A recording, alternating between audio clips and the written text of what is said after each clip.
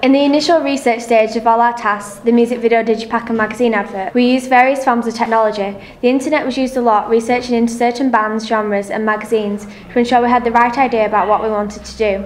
We looked at bands' websites such as the Wombats, visited the NME website for our magazine advert and used Blogger to record our research. A lot of time was spent on YouTube watching real-life examples of music videos, but also examples of previous A2 videos to show us what was possible. This was helpful as it allowed us to evaluate their successes and failures and learn from this to help our own tasks. We also used PowerPoint to create presentations of our research in the construction and career of a chosen mainstream artist. For example, we did a presentation on Taylor Swift.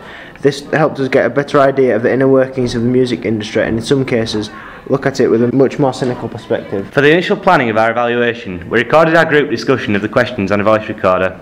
We used our phones and a Facebook message between all our group members in order to communicate and ensure we organised. We also used the camera on our phones to take location shots and used photos to record our production. We used a variety of technologies in the construction of our music video. Key to this was the camera that we used to film all of the shots for our video. We used the HD photography camera with video function. We decided to use this rather than a lower definition school camera because of the examples of other previous coursework we looked at. The ones with high definition looked a lot better. It also means that the detail of our mise-en-scène could be seen clearer, so when we use set pieces such as the Union Jacks and London buses in the background, or short locations that were meant to be recognised by the audience, the effect of this would not be lost. We also used additional HD cameras to film multiple angles of the TV falling out of the window. The editing software Sony Vegas played another key role in the construction of our video, as it was what we used to edit together all of our shots. Functions such as the split and delete tools allowed us to crop down our footage so that only the section we needed was in the video. The software also allowed us to add an effect over the top of all of our footage to make it look more professional and to better convey the moods we wanted to get across in each section. Being able to have the song in a separate track in Vegas made it possible for us to fit the images to the song effectively and make sure the footage lined up with its corresponding section of song, for example when lip syncing. We could also use Vegas to overlay footage over the top of each other.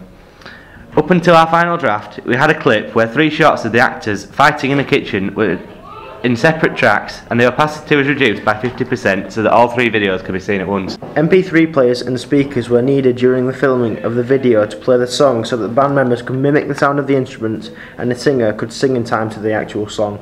We also had 2 shots in the video where the camera zoomed in and out of the TV, which had the middle film parody section of our video being played on it. To do this, we put the middle section onto a DVD using Windows DVD Writer and played it on the TV through the DVD player. Another media technology we used was the software Audacity. For the section where Alex had to be singing in real time while we moved in slow motion behind, we needed a sped up version of the song for him to sing along to. To do this, we used Audacity and sped up the song to double speed. For our ancillary task, we used Photoshop for the majority of the time as it allowed us to easily edit together both our digipack and magazine advert in an effective way.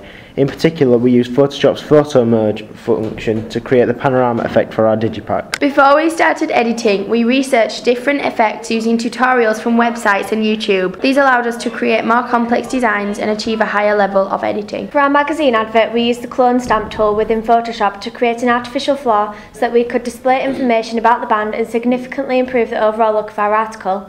After sorting the lower half of the magazine advert, we found that the lead singer's foot was slightly cut off. To resolve this, we used the clone stamp tool once again to create an artificial foot. We also corrected the initial panorama by cloning parts of the flooring and patching up white areas of the photo. For our magazine advert, we used Publisher as this software is specifically designed to create documents like this one. It also is relatively easy to use, so we had fewer problems with the construction of it. In order to keep track of our project and research/planning, we used blogs like a sort of diary where we posted updates and photos. This allowed us to share with each other what we were researching. The blogs were useful because they were easily accessible and helped us keep organised. It was also much better than trying to write everything in a book and keep track that way. The use of Blogger meant that we could make our project look as interesting as we wanted.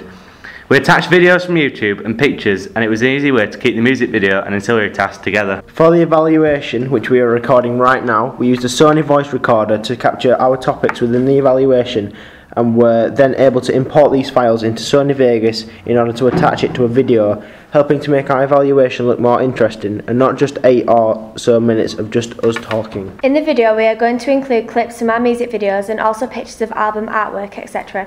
We hope this will be an effective and clear way of portraying all our hard work.